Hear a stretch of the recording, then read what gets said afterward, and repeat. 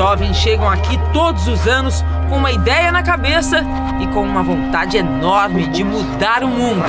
Muitos deles brasileiros. Você já deve até desconfiar que lugar é esse. Mas eu vou dar uma dica. Fica nos Estados Unidos, no estado da Califórnia. Não descobriu ainda? Lá funcionam as principais empresas de tecnologia do mundo. Agora você já sabe, né? Tá no Vale do Silício hoje é que nem você ser um jogador de futebol e tá jogando na Liga Espanhola ou na Liga Italiana. Na maioria das vezes as pessoas vão ser melhores do que você e você tá no ambiente mais competitivo da sua indústria.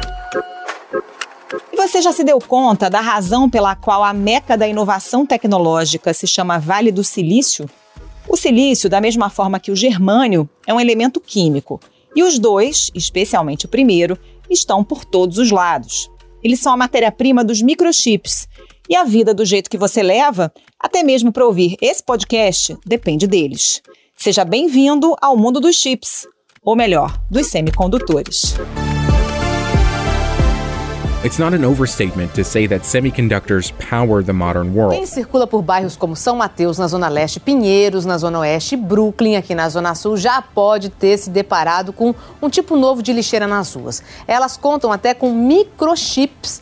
Uma empresa americana começou a testar um chip implantado na pele dos funcionários para substituir chaves, crachás, cartões de banco. O cadastro, Fachel, prevê a implantação de microchips em cães e gatos. Uma peça pequena, mas sem ela, celulares não funcionam, carros novos não andam. Por isso, indústrias tão diferentes travam uma disputa pelos semicondutores, matéria-prima dos chips que deixam tudo mais tecnológico. O problema é que os semicondutores estão em falta no mundo inteiro. Estão em falta e o reflexo disso fica evidente em todas as cadeias produtivas que demandam processadores ou produzem eletrônicos.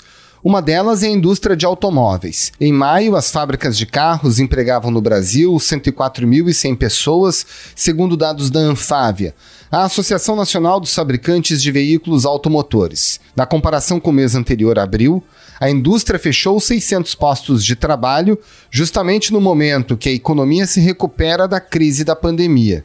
Não faltam compradores. Faltam semicondutores no país e no mundo. A Associação da Indústria de Semicondutores da China classificou a falta de chips como sem precedentes. Aqui no Brasil, 3 unidades da Volkswagen, em São Bernardo do Campo, São Carlos, em São Paulo, e em São José dos Pinhais, no Paraná, pararam na semana passada pela falta do produto. Linhas de produção paradas, férias coletivas para os funcionários. As montadoras estão com muitas dificuldades para retomar a produção. O reflexo disso é um prejuízo gigantesco para o setor no mundo todo. Como a alta demanda mundial por semicondutores atingiu em cheio a indústria automobilística, de que forma a tecnologia passou a ser item básico dos carros?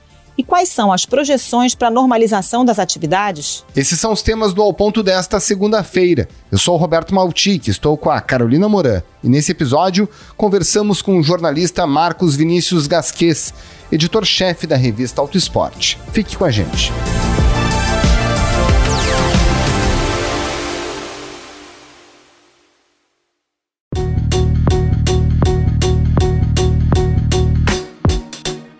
Marcos Vinícius Gasquez, explica pra gente por que é que tantas unidades de montadoras estão com os trabalhos suspensos aqui no Brasil, hein? Primeiro, não é só no Brasil, é um problema global, né, que envolve uma peça assim de poucos dólares, né? O chamado semicondutor, também conhecido como chip, né, o microchip. Esse tipo de componente, ele hoje é muito presente na indústria automobilística, né? Então, a eletrônica embarcada, hoje a gente pode falar no smart car. O carro virou quase uma extensão, ele não é só um motor, né? Ele é um conjunto eletrônico. Então, vamos dar um exemplo bastante drástico, né? Desde 5 de abril, a General Motors paralisou a produção do Onix, o compacto dela, que é líder de mercado há muito tempo. Desde 5 de abril, por quê? Por falta de componentes. Por conta disso, ele até perdeu a liderança, que era histórica, né, por um concorrente. Só que esse carro ele é compacto no tamanho, né? Ele é um projeto muito adequado ao mercado brasileiro e ele é equipado com cerca de 1.000 semicondutores. E eles estão espalhados em várias funções do carro, né? Um terço na segurança, um terço para conveniência, né? Ar-condicionado digital. Quando a gente fala em segurança, freio ABS, por exemplo, os airbags, 25% para conectividade, porque hoje o carro não é também uma célula isolada. Então, por exemplo, a General Motors oferece o Wi-Fi a bordo. Lá vão mais algumas dezenas de microchips. 15%, essa é uma conta da própria General Motors, né? 15% desses microchips embarcados, eles já atendem a questão da mecânica mesmo, do motor, da gestão da injeção eletrônica, controle de emissões. Tem microchip para tudo quanto é canto envolvendo o motorista e os ocupantes de um carro, Carolina. Então, há uma crise na produção, isso impacta diretamente, entre outras coisas, na produção de automóveis. Pois é, Marcos, porque, na verdade, microchips hoje fazem parte de toda a cadeia produtiva de várias indústrias. E a gente teve, durante a pandemia, um aumento do home office, há uma procura cada vez maior por hardware mesmo, por computadores, por tablets. O quanto que há uma concorrência hoje no mundo entre diferentes mercados pelo mesmo produto, no caso, os semicondutores. Esse foi um aspecto que chamou muito a atenção. As pessoas passaram a trabalhar mais em casa e ficar mais em casa. Então, só uma questão de trabalho. Houve uma demanda grande por laptops, né, por computadores, por recursos, câmeras para melhorar, porque todo mundo hoje tem se reunido muito virtualmente, então precisa de uma boa câmera, um bom microfone. E também ficando mais em casa, muita gente investiu no entretenimento. Então, uma Smart TV, por exemplo, também ela é abastecida com vários microchips. Muita gente trocou de celular para ter uma possibilidade melhor de comunicação. Lá vai mais uma demanda de chips. E até entretenimento, né? Um home theater, um videogame também leva muitos componentes desse gênero, tanto que essas indústrias também estão sendo bastante afetadas. Então, o videogame subiu de preço porque a oferta caiu, né? Caiu por quê? Porque estavam faltando chips também para fazer produtos gerais. No início da pandemia, as montadoras suspenderam as encomendas porque andar de carro zero não era prioridade. Esses componentes foram parar nas fábricas de computadores e celulares, que estavam em alta com o avanço do home office. Mas aí, quando o consumidor voltou para as concessionárias, a indústria automobilística foi para o fim da fila esperar pela vez de comprar semicondutores. A gente começa a falar de carro, é um impacto muito grande quando uma montadora fala, olha, eu vou ter que parar por causa de uma peça que, em peso, ela tem alguns gramas, em valor, ela alguns dólares, né? E pronto, uma montadora acaba perdendo a liderança, é momentâneo, mas é sempre um impacto que vem, que o público presta muita atenção. Mas o fato é que hoje a gente vê até geladeira inteligente, que vai avisar a gente quando um produto está acabando ou está chegando na data de validade. Tudo isso é microchip, é a tal da internet das coisas. Então, o impacto é global, não é só no automóvel, mas acaba sendo uma faceta que nos chama mais atenção. Por quê? Porque o impacto é direto, já começa a haver uma valorização de alguns modelos, que a gente chama de seminovo, né? É o usado, mas com baixa quilometragem ainda, muitas vezes dentro da garantia. Esses carros estão valorizados no mercado, por quê? Porque o consumidor talvez tenha feito uma poupança prévia, fez o investimento, venceu o investimento, ele tem o dinheiro na mão e não tem o carro, porque a entrega está sendo atrasada aí em 2, 3 meses. Venha na concessionária aí uns 60 dias antes, 90 dias antes e compre o carro que provavelmente você vai chegar ao final do ano e vai conseguir passar o final do ano de carro zero. Então ele vai para o seminovo em boas condições. Então é todo um impacto por conta essa crise global de abastecimento desse componente, Roberto.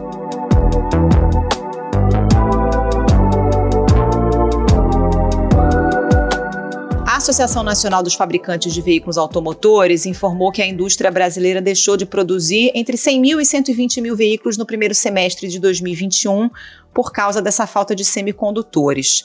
O que isso representa dentro do universo de unidades produzidas aqui no Brasil, só para a gente entender o tamanho do prejuízo? Esse impacto na indústria, Carolina, a indústria já vem sofrendo bastante.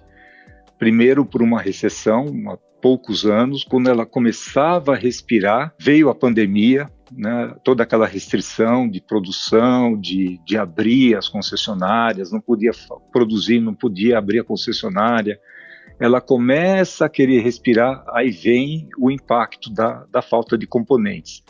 Então, produzir 200 mil veículos a menos é um impacto aí de 10% numa indústria que já vem sofrendo bastante. Não é uma boa notícia para a indústria. E, claro, por extensão, para a economia do país até, né? Ela tem um peso no PIB, ela movimenta todo um setor da economia. E o que acontece?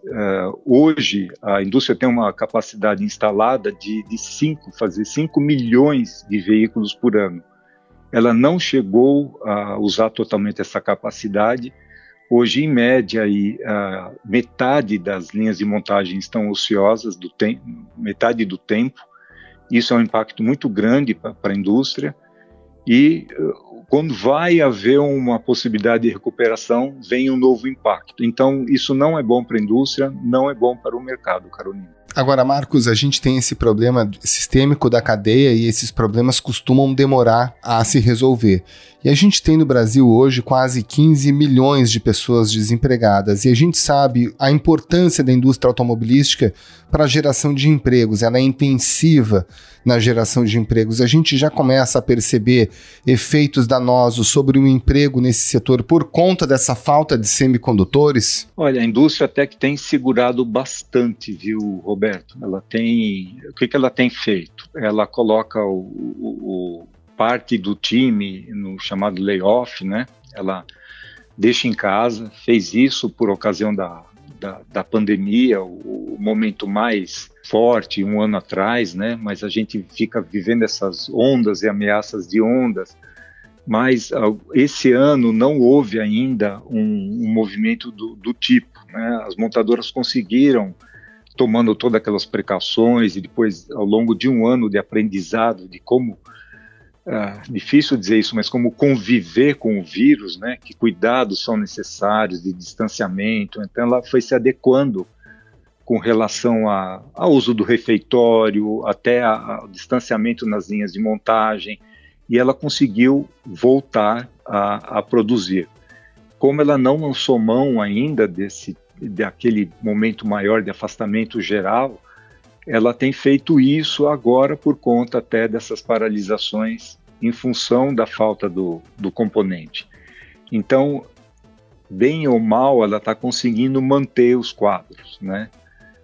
Por quê? Porque já houve uma redução bastante grande, houve um impacto ano passado, por conta dessa ociosidade também, de 50% aí das linhas de montagem. Então ela está com aquele time exato para atender hoje a demanda.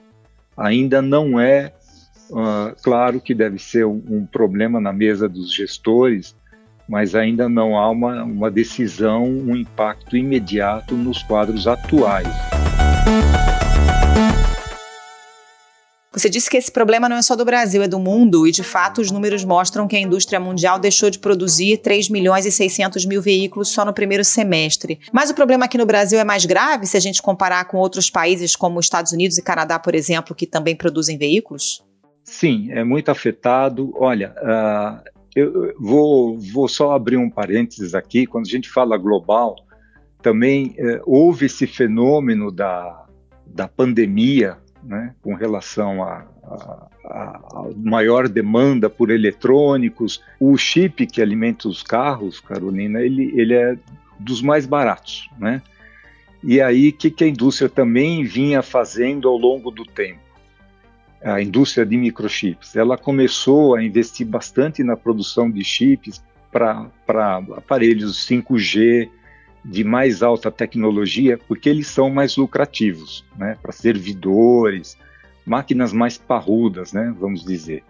E o que aconteceu? Veio a pandemia, veio a demanda pelos chips mais acessíveis, digamos, e aí encontrou um momento em que a produção já não era tão grande. Junte-se a isso, olha, tem uma seca, diz que é a pior seca das últimas 5 décadas em Taiwan, que tem um dos maiores fabricantes de microchips, e para produzir, a produção diária de microchips exige aí 156 mil toneladas de água. Exige muita água, e o país está vivendo uma seca terrível. O Lago Sol-Lua é conhecido por ser o maior reservatório de água de Taiwan, bem no centro da ilha. Mas agora, enquanto o país vive a pior seca em 54 anos, as águas de um azul vivo estão dando lugar ao chão de terra quebrada. Houve incêndio em fábricas também de microchip, pelo menos uma, afetou muito a produção. Até a guerra comercial entre China e Estados Unidos afetou essa oferta, Carolina, porque o ex-presidente Donald Trump ele foi restringindo a venda de chips produzidos nos Estados Unidos para outros compradores. O que essas empresas, por exemplo, as empresas chinesas, elas começaram a acumular estoques por até um semestre de microchips. Então, tudo isso causou um desequilíbrio. Agora, você pergunta do impacto para o Brasil. O impacto é muito grande dentro desse contexto, né? A indústria automobilística, como eu falei, já está vivendo essas dificuldades, e aí ela parte para pedidos para o governo que são até passíveis de muita crítica. Por exemplo, adiar algumas exigências do Proconv, que é aquele programa que prevê a redução de emissão de poluentes. Ela argumenta não ter condições hoje de atender os prazos determinados pelo programa. Então, quando a gente fala de impacto na indústria, não é só na economia, como eu falei, é também na sociedade. Marcos, na semana retrasada a gente conversou com o jornalista Marcelo Ninho, que mora em Pequim, e ele mencionava que um dos aspectos que o governo chinês trabalha nesse momento é incentivar a indústria justamente de semicondutores para que eles tenham, no mínimo, autossuficiência para a produção local desse tipo de produto. No caso da indústria automobilística, há uma expectativa de quando a oferta desse tipo de produto pode ser equilibrada e o quanto que, por exemplo, esse tipo de investimento chinês contribui para a normalização do setor? Sem dúvida, investir na produção vai ajudar a equilibrar. Bom, primeiro, respondendo a segunda pergunta, que eu acho que é quando isso vai se resolver, a indústria automobilística, falando no particular, ela tem uma previsão de que a situação se normalize em 2022, né? Talvez no segundo semestre do próximo ano. Porque, Roberto, investir nesse tipo de indústria demanda bilhões de dólares e planejar e construir uma fábrica leva em torno de 2 anos. E o que acontece? É um passo que gera certa insegurança no investidor, porque de repente se constrói uma fábrica, se investe bilhões de dólares e a demanda não se sustenta daqui 2, 3 anos. Então há um risco aí em se preparar para produzir muito mais semicondutores. Apesar de que os Estados Unidos anunciou um programa aí pesado de produção local para se tornar independente também. Então, os Estados Unidos fazendo esse movimento, a China fazendo esse movimento, deve haver um reequilíbrio, mas isso não vai trazer benefícios para a produção de automóveis, isso falando global, antes do próximo ano, antes pelo menos o prazo de 1 ano, até a situação começar a se normalizar. Estamos com uma cobertura baixa de estoque de peças e componentes que usam os semicondutores. Então, nós estamos fazendo um monitoramento diário, vamos dizer assim, de toda a cadeia logística, né? Marcos, quais são as perspectivas para a indústria automobilística aqui no Brasil nos próximos meses e anos? Porque, para além do problema dos condutores, a gente tem uma população empobrecida, uma retomada econômica ainda muito lenta, o preço dos combustíveis que está muito alto, tem gente deixando o carro na garagem porque para encher o tanque é uma fortuna. Temos um tarifaço de energia elétrica vindo por aí, o que deve afetar também os custos das montadoras. Eles conseguem traçar um cenário aí para os próximos meses e anos? Olha, essa pergunta todos os gestores da indústria automobilística se fazem, né? Até porque o que a gente tem aqui no Brasil são filiais, né, de multinacionais e uma queixa muito grande com relação a planejamento. É justamente o que eles cobram muito do governo. A indústria precisa ter um horizonte, né? O que eu vou precisar entregar, o que eu vou precisar fazer daqui a 5, 6 ou mais anos. Por quê? Porque ela planeja a longo prazo, né? Um ciclo do automóvel aí tem de 6 a 10 anos, ele tem que ser substituído, atualizado, e ela tem que se reportar às matrizes no exterior. Então, o gestor aqui, ele é muito cobrado por conta desse planejamento e, por extensão, cobra o governo para poder fazer exatamente, entregar o produto que é possível dentro do seu conhecimento técnico, da sua tecnologia, dentro de um custo que atenda o consumidor. E a indústria tem sofrido com isso. Foi um dos argumentos da Ford para suspender a produção no país. Então, é uma resposta bastante difícil, Carolina, mas existem alguns horizontes, né? O Brasil, ele tem o etanol, né? Enquanto o mundo inteiro, pelo menos os Estados Unidos, Europa, Japão, estão indo, e a própria China, né, estão indo para o elétrico para atender às exigências cada vez maiores de controle de emissões. O Brasil ainda não tem uma infraestrutura, né, mais do que isso, a produção de um carro elétrico ela é alta, ela é cara, né, a bateria exige uma tecnologia e é um processo caro. Mas o Brasil tem o etanol. E o etanol é uma perspectiva que alguns industriais estão olhando com bastante atenção de como uma oportunidade para o Brasil voltar a se sobressair assim, nesse quadro geral da indústria automobilística. Porque o Brasil foi ficando acanhado, chegou a ser o quarto produtor mundial de veículos, hoje deve estar entre o 8º e 9º lugar, mas tem o etanol. E o etanol, ele sempre foi olhado com muita atenção pelo resto do mundo. A Índia está com muito interesse na questão do uso do etanol como combustível. E isso tudo, Carolina, pode abrir uma perspectiva para a indústria aqui no Brasil de fazer valer esse trunfo que é bem nacional, né? A cana-de-açúcar. Ela é produzida em outros lugares do planeta, mas o Brasil desenvolveu uma ótima tecnologia do uso do álcool como combustível, né? Hoje, o carro não precisa ter tanquinho externo com gasolina para poder ter a primeira partida do dia. Enfim, a pessoa roda com álcool ou gasolina no carro flex, que também é um projeto nacional, com absoluta tranquilidade. Então, nisso há uma perspectiva da indústria, quem sabe, se tornar até fornecedora da tecnologia do motor etanol para países que não, assim como o Brasil, não vão ter condições de fazer essa transição tão rápida para a eletrificação do automóvel. Então, isso é uma possibilidade e é um horizonte que está sendo aí considerado pela indústria aqui no Brasil, Carolina. Marcos Vinícius Gasquez, muito obrigado pela sua participação aqui no Ao Ponto. Um abraço e uma ótima semana. Obrigada, Marcos. Um abraço. Até a próxima. Para vocês também.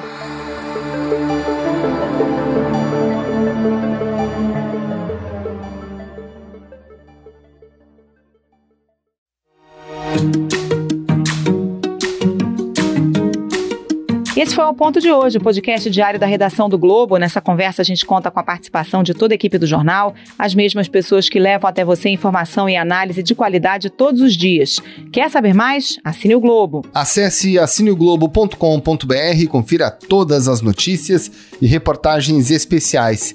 Nesse episódio, além dos áudios da TV Globo, a gente utilizou áudios da Band e da TV Brasil. A produção é do Bernardo Ionechig e a edição foi do Gustavo Angeléias. Tchau! Até mais!